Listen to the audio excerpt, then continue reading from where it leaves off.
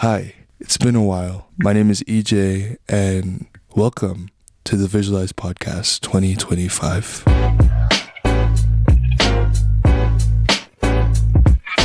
I know, it's been a minute. The last time I put up an episode for this podcast, it's been a year or so. So it's been a long time.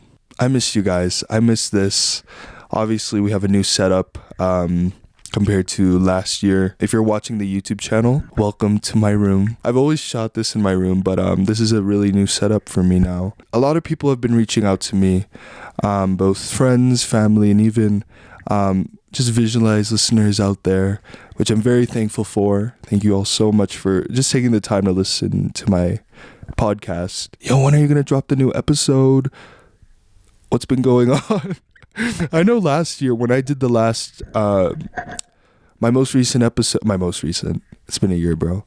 My last episode, I said like, oh, I'm going to be more consistent with this podcast, bro. But anyways, and I wanted to use this episode to catch up. I really feel like this is a FaceTime call with just one of the homies to just talk about where have I been and why have I been slacking on this podcast, and just not just this podcast, but in general, in terms of like posting content on YouTube. Just as a reminder, if you don't know, if this is your first time here on Visualize, welcome.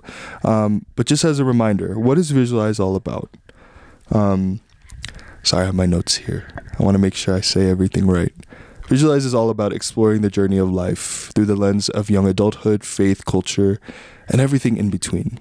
I really started this podcast to just talk about life from like different perspectives, ultimately to have a better, more positive perspective on life. So, talking about my own experiences and even bringing along guests to talk about their experiences with life and how we just get through it. Really, this is just a place to vibe. Everyone is welcome. What is the history of Visualize? Why did I start this podcast, and like what brought me to this moment? So I've been doing content for about 5 years now. This is my 5th year, and around my, I think, 2nd year of producing content, I was super into podcasts during that time. It was like the summer of 2021, and I listened to a lot of different podcasts. Like there was one podcast by Hannah Pangilinan. It's called Cuentos with Hannah. And I just really liked that format of just talking about life. I thought about it. Should I start a podcast? And eventually I did. I was able to get podcast equipment. And I started it that summer. I named it Sige Homie. And basically what it means is Sige is like, it's Tagalog for let's go, like sige. It can mean like bet or like I hope you guys understand what I mean, but like, just that vibe of like let's go, like, or bet, or come on, that type of thing. And then homie is like, your homie. So in a way, like the vibe I wanted to give was like sige homie, like come on bro, let's talk, let's chat, that type of stuff. Long story short, I feel like that podcast, that era, really flopped for me for many reasons. The first reason being my priorities weren't straight. At the time, and even up until now, as a content creator, I'm still learning, I'm still experimenting, I'm still figuring out like the type of content creator I want to be. But at the time, it was like my beginning years, and I feel like I was just all about the analytics at the time, So it came to a point where even though I loved doing podcasting, and I was super into it, it felt like I was just doing it for the views. And then eventually it became, instead of something that I like doing, it became like a chore. Like I started to hate doing it, And then next thing you know, another reason is I felt like I wasn't really expressing myself authentically. And I want to clarify that if you've been with me since the very beginning, when I started that podcast, it wasn't that I was like faking everything. It was more so, how do I put this? It felt like a caricature. I was like putting on like a persona almost. Like it just didn't feel like my authentic self. I felt like I was doing a little too much just so that I can, attract more viewers or get more, better analytics. Like I was very much, if you all remember, I was very much like when I first started, I was like, yo, what's up? Welcome back to the vibe. Let's go, homie. Like that vibe. And it was like, in hindsight, it's like, you're doing too much. You're doing too much. So, yeah, I just, it was a lot. And, it came to a point, even though I did a couple episodes and then I even had a couple guests on, like my cousins, it just felt like, like, I don't want to do this anymore. So since then, I kind of just like stopped. I think the last episode I did for that podcast was like in 2022. And then next thing you know, I put all my podcast stuff away and I really didn't touch Sige Homie for a bit, and it became dormant. And like the thought of it being dormant and dead, I don't want to say dead, but like it wasn't thriving, it wasn't doing anything, it was just there. I was like, man, like I'm gonna be real, what, like I thought to myself, what a waste, because I genuinely like podcasting. I genuinely like being able to connect and talk with people. And so in 2023, fast forward to 2023, oh man, what's that doechii line? Fast forward me 2023, I'm stacking lots of cheese and making money. Anyways, so yeah, fast forward to 2023, I just been thinking lately, like, oh man, I missed my podcast, right? This was the end of 2023. And, I prayed about it and I was like, Lord, like, should I go back? That type of stuff. Should I go back? Should I like, revisit it, and, eventually I did. I got back my podcast stuff that was collecting dust in my bookshelf for a bit. And then I even was just thinking about like, man, like what should the name be? Because I knew like Sige Homie, like we needed to rebrand it, so I chose Visualize. The story behind Visualize is, so I have two Instagram accounts. The first one is my main. Make sure to follow, not the shameless plug. Make sure to follow. It's at the Ethan Gonzales with an S at the end. And then the second one is Visualize by EJ. That's Visualize and then BYEJ. I had my second account for a couple years now, and it was mostly just like a mood board. It was originally for me to post like my photography and things that I capture on my camera, whether that be film. But then it just evolved into like aesthetic mood board. The reason why I called it Visualize is because it's kind of like my way of showing what I find pretty or what I find aesthetically pleasing.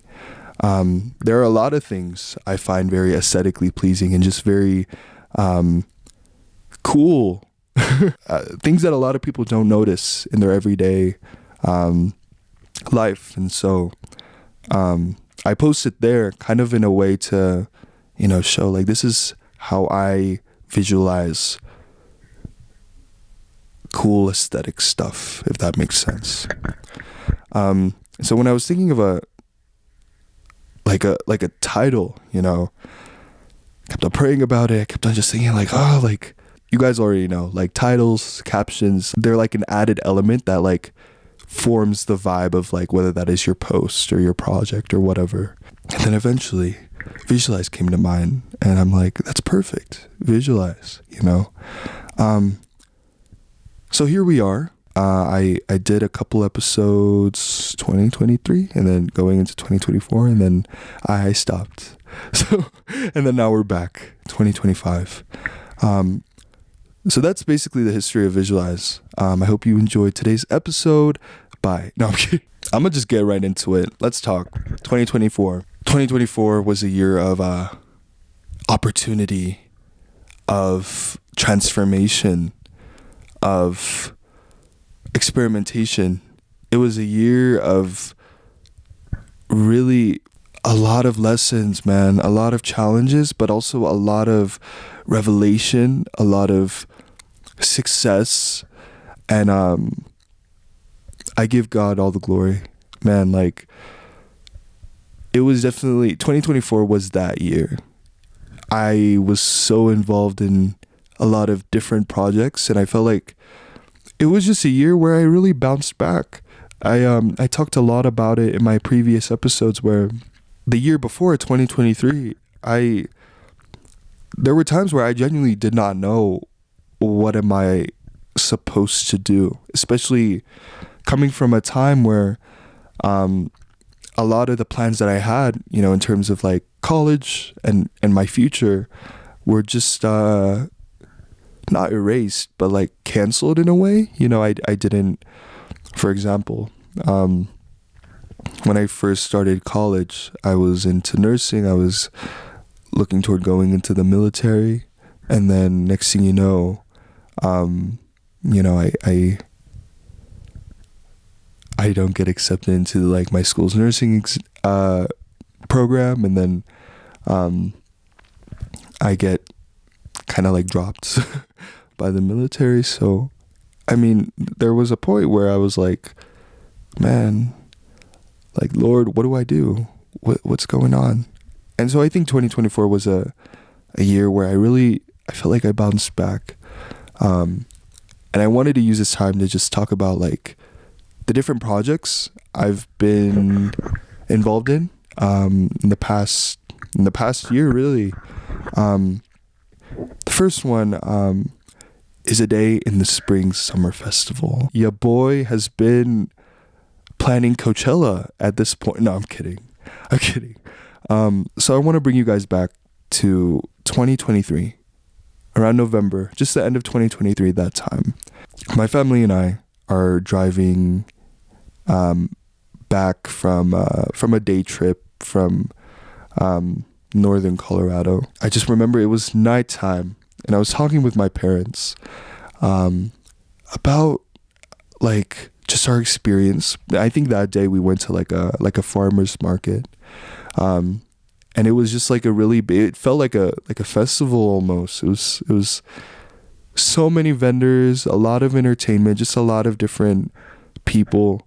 And I love to see that. I love that type of stuff. And then there's also like, I remember that day, like there was thrifting. Y'all know I love to thrift. So there was just a lot of different stuff, right? Just some context as well. My family and I, we stepped away from an organization that year.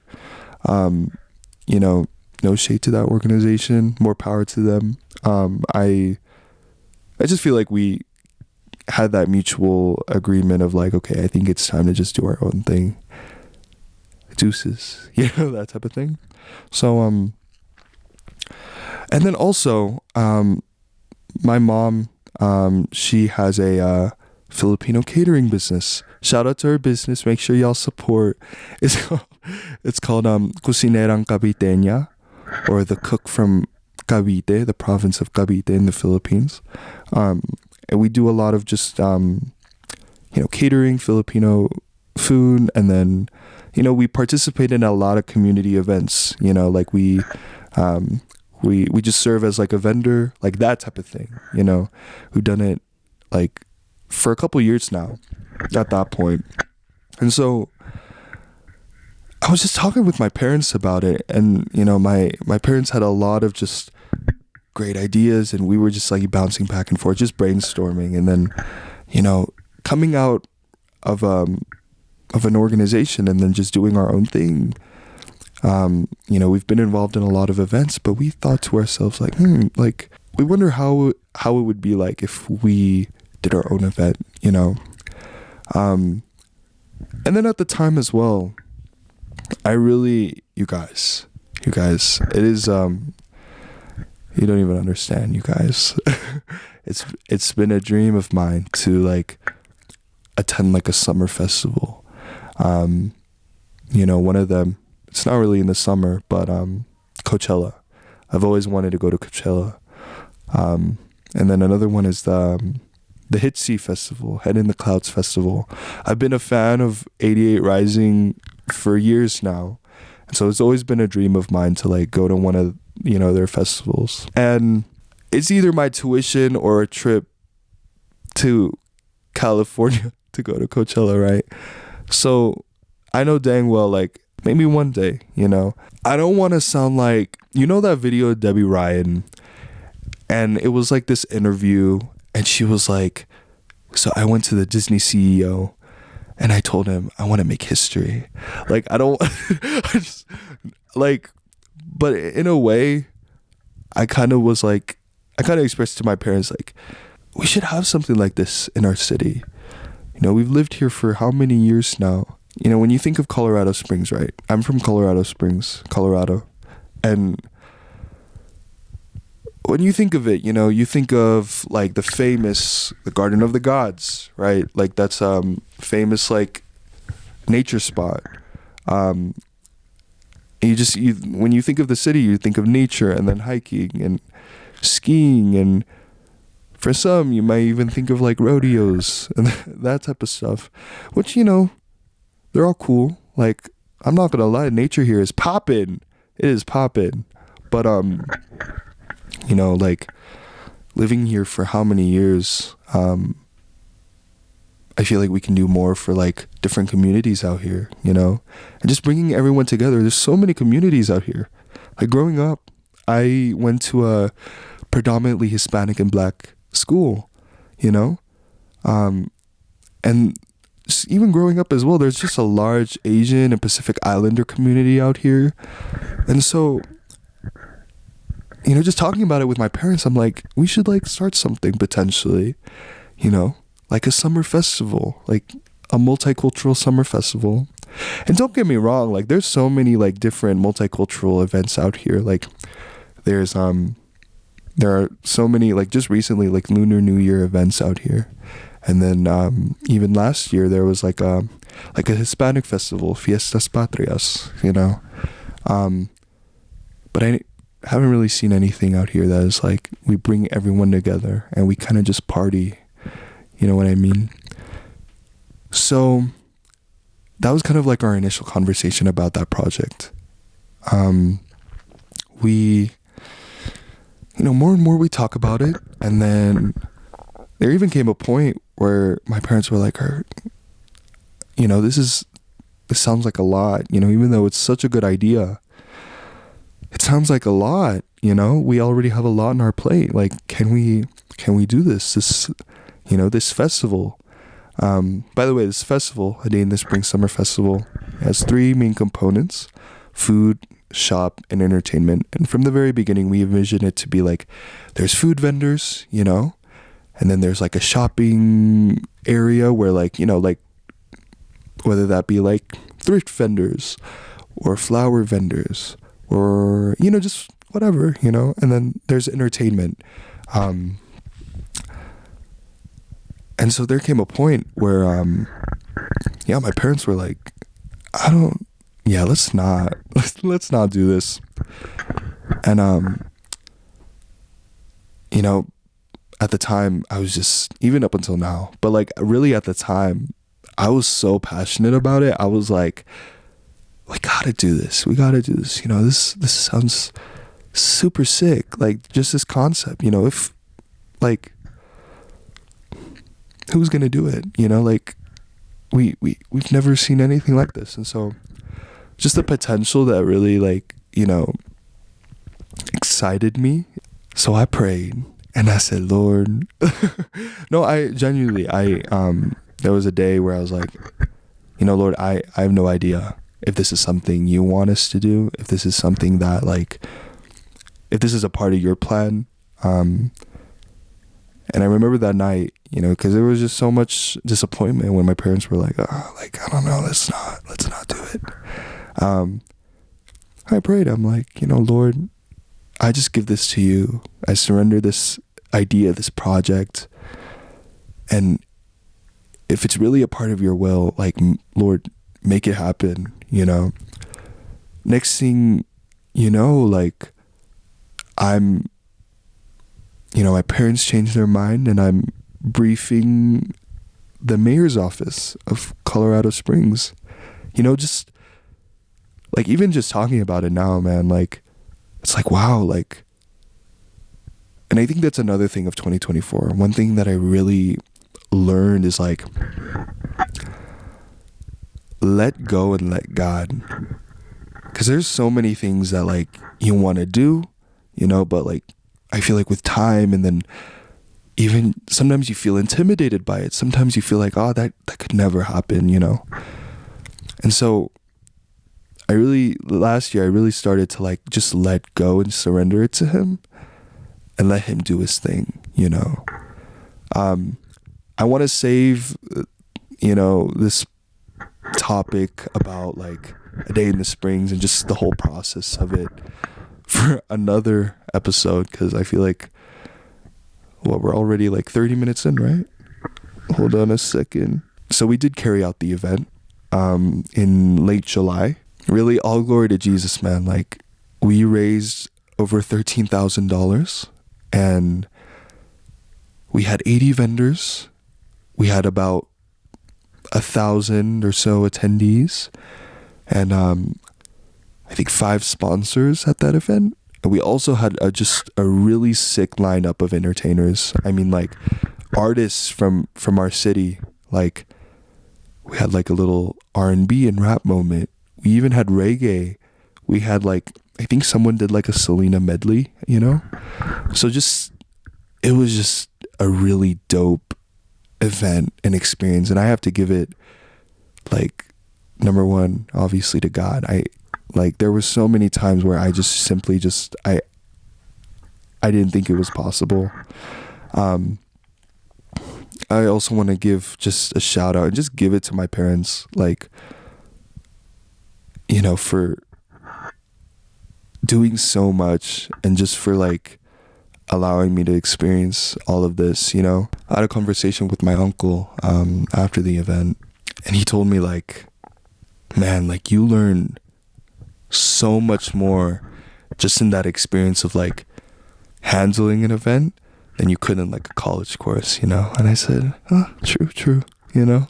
It was a lot. I mean, just that event in the beginning, obviously, like, there were just, you know, a minimal amount of players, you know, and that's just how it is, you know. Like, it was my family, it was just our close family friends who were just, you know, helping out with this event.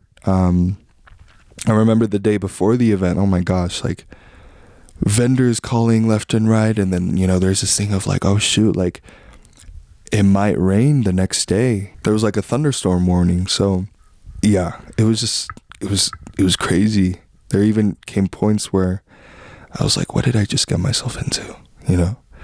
But I think just that whole experience, it really taught me trusting the process, trusting God, and just falling back on him.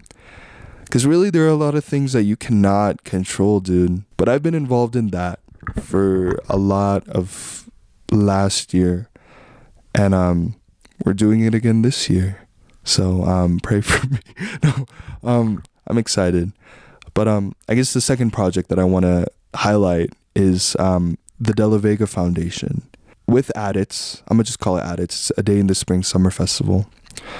With Adits, we didn't just want it to, like, be a festival and that's it. You know, we wanted it to support a cause.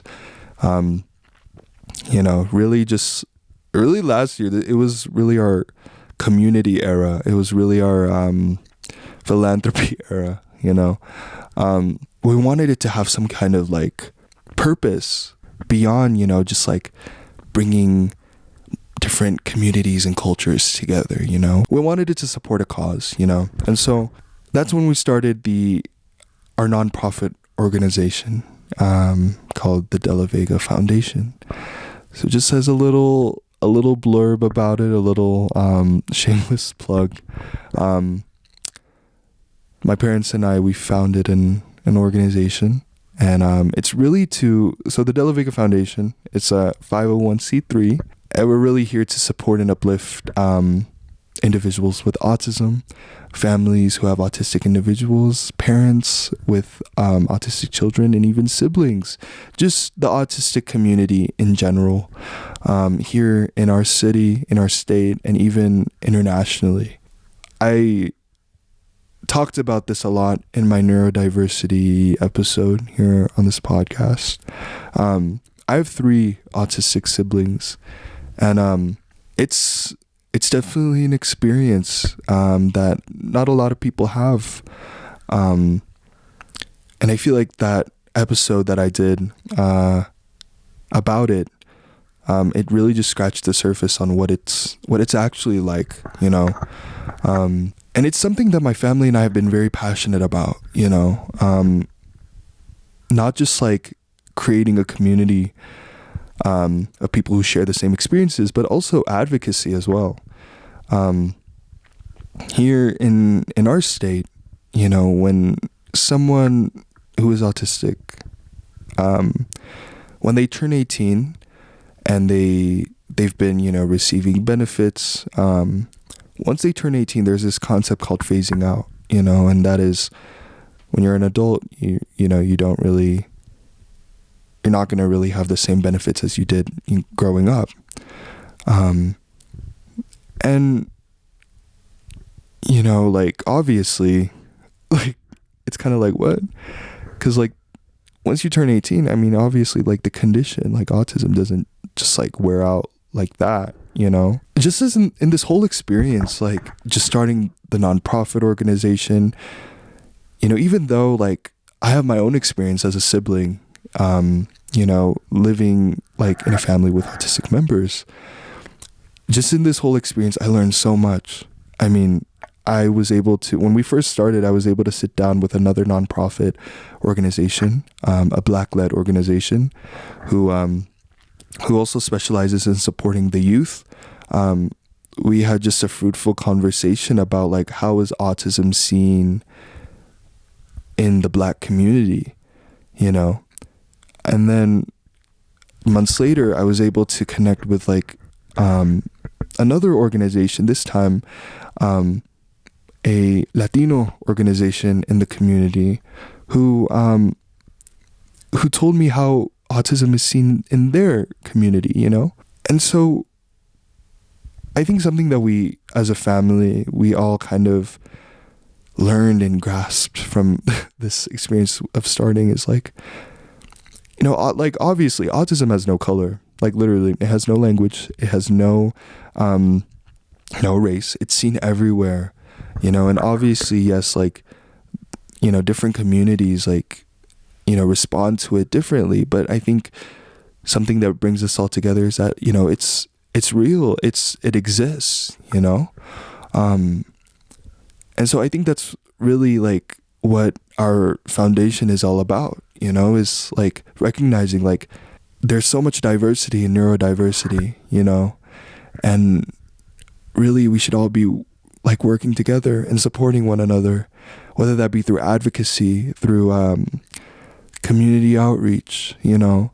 And I just, I think it's super dope what we're doing. I think it's really, like, it's really sick, like, you know, and just being able to connect with different people. Recently, we were able to help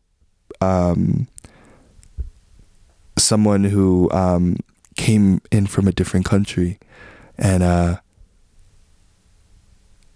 they have a son who is on the autistic spectrum, and obviously, like, you know, coming in from a different country, that's already, like, a challenge, you know. We were able to help them. We were able to connect them to resources, and we were able to just back them up with just a community out here.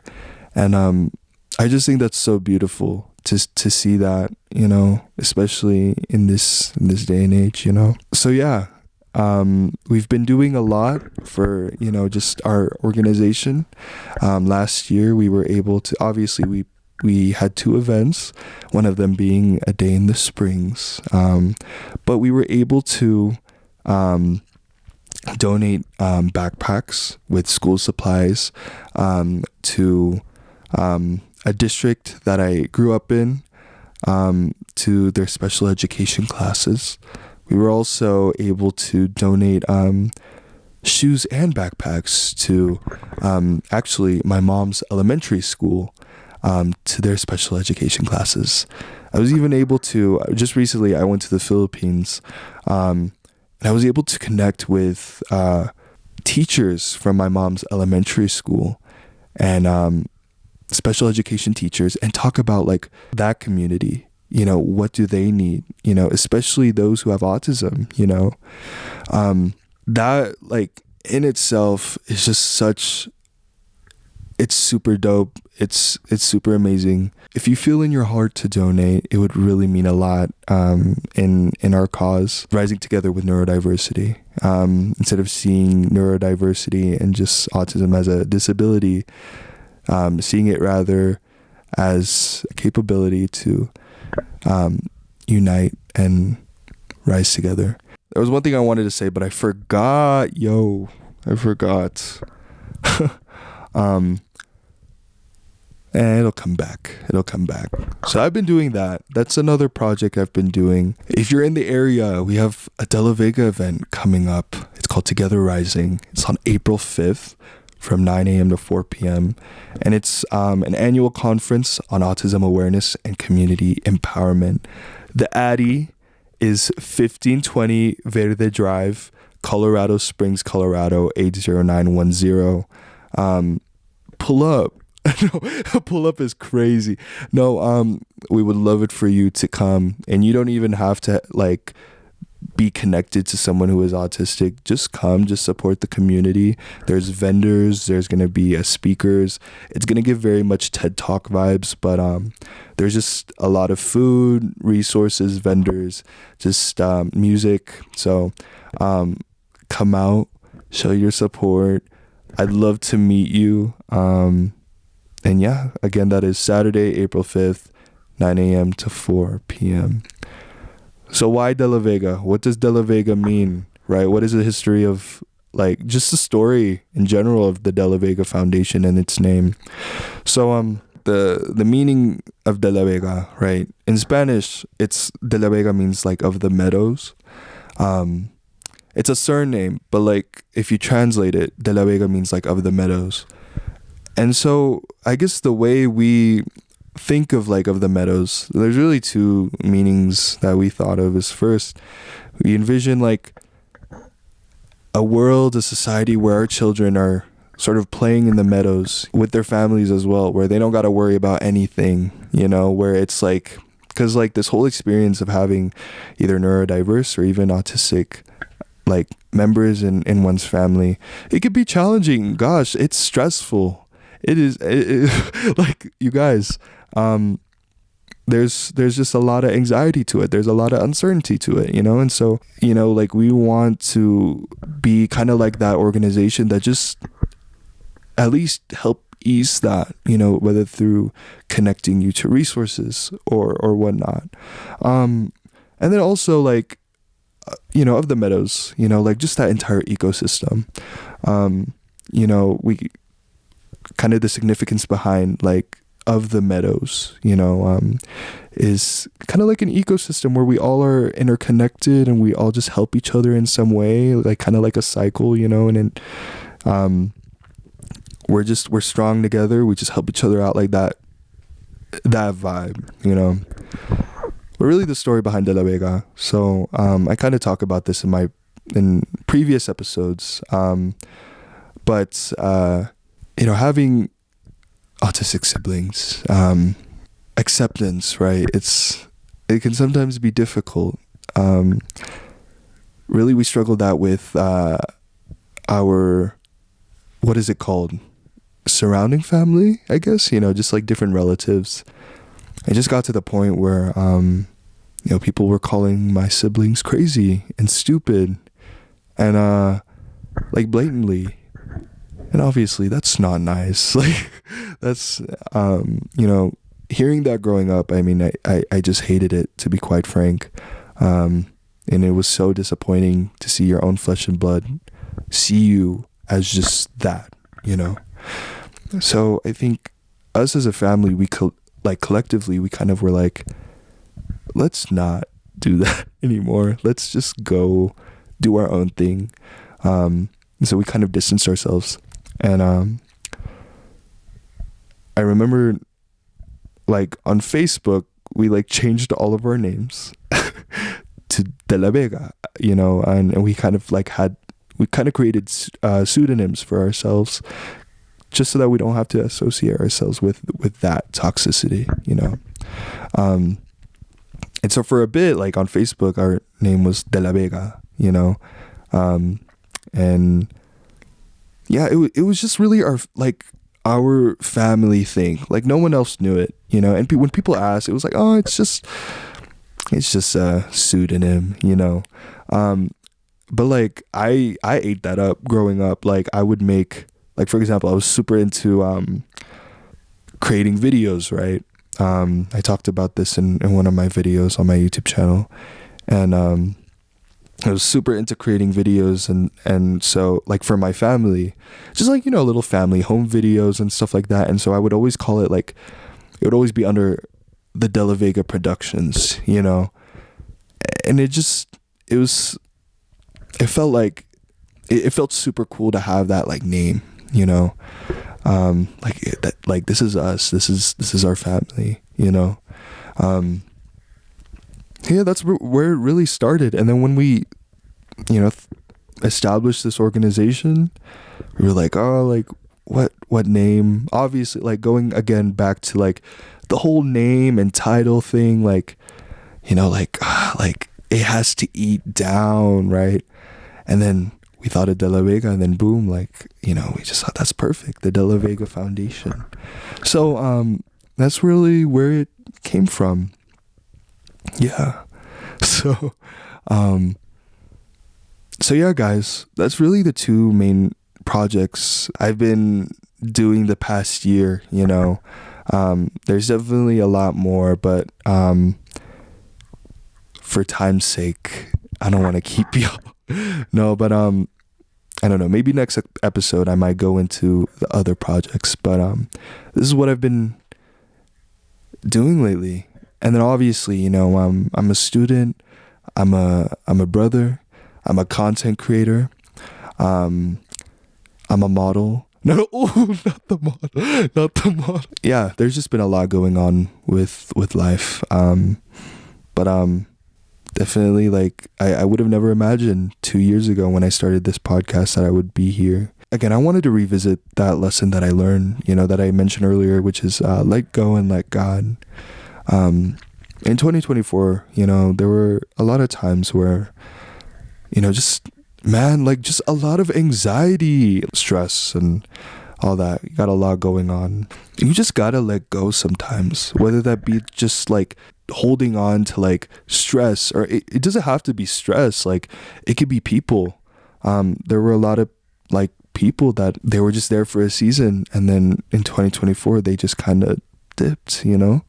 I think just letting God, you know, move in you, letting God do what he has to do, letting God take care of all of that, you know. It's just, you guys, if there's something going on in your life currently that is worrying you, that is stressing you the heck out, you know, I know for me, oh my gosh, like, handling that event, and then, you know, now with a new organization, it's like, I want to throw up. Like, literally, it's just like, no, it's just like the you know, stress can sometimes be overwhelming, but I'm just reminded of the verse, he doesn't give you the spirit of fear, but the spirit of love, power, and a sound mind. In other words, like, when fear, stress, anxiety, when that comes to mind, there's always a place that you could go to, and that is his presence, the Lord's presence. So that's what's been going on in your boy's life. Thank you all so much for listening to me blabber and talk. No, I hope you all enjoyed today's episode. If you're listening to this on Spotify, Apple Podcasts, Google Podcasts, or wherever you listen to your podcast, be sure to follow the Visualize podcast, and follow at the Ethan Gonzalez at Visualize by EJ, and also follow at We Are Delavic. not the shameless plug.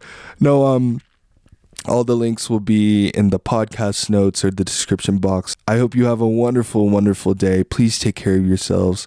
Please drink some water. Please pray. Please breathe. All right, talk to you soon. Yes, sir. Peace. Guess it could happen anywhere, you know? That's some shit I experienced. You know what I'm saying?